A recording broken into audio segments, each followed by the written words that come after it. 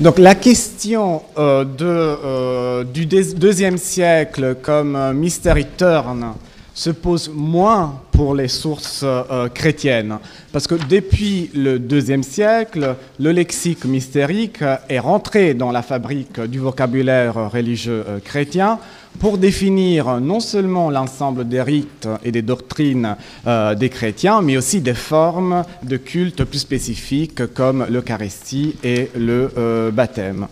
Et les effets de la mystérisation dont on a parlé, ou dont on a essayé d'enquêter ces trois jours de colloque, sont bien attestés chez les auteurs chrétiens.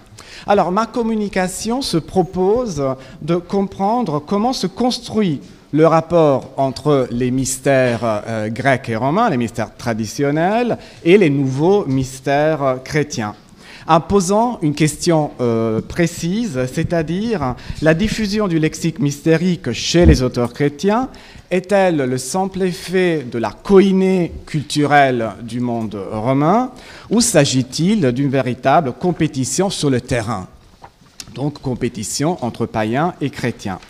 Et je partirai de quelques observations sur la manière dont l'historiographie a essayé d'analyser cette question, et ensuite je prendrai des exemples ponctuels dans les territoires de l'Asie mineure.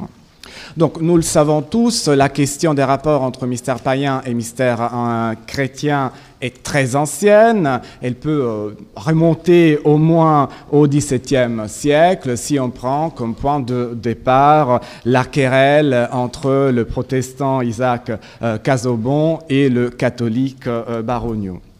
Mais ce qui est intéressant, c'est que s'il y a eu toute une période de la phase historiographique où cette question des rapports entre mystère païen et mystère chrétien se concentrait dans un débat théologique entre protestants, catholiques et laïcs, les études des antiquisants de la deuxième moitié du XXe siècle ont un peu laissé de côté cette question en niant parfois tout rapport entre les deux formes mystériques.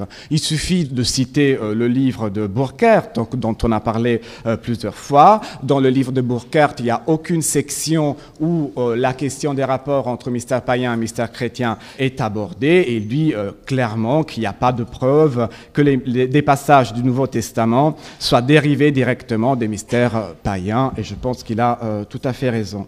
Mais de même Jan Bremer, récemment, donc en 2014, affirme que l'influence des mystères sur le christianisme ne peut être prouvée ni sur le plan des sacrements, ni sur le plan des doctrines. Mais il me semble que ce débat historiographique ancien et aussi contemporain s'articule avec un autre débat historiographique sur les mystères.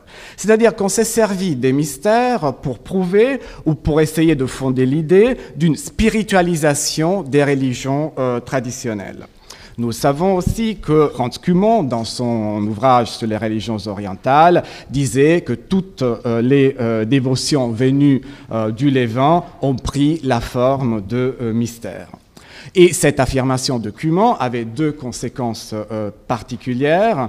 La première, c'était de considérer que les divinités orientales étaient mystériques par définition. Et la deuxième, que les mystères participaient activement au renouveau de la religion traditionnelle, apportée évidemment par l'introduction des religions orientales dans l'Empire romain.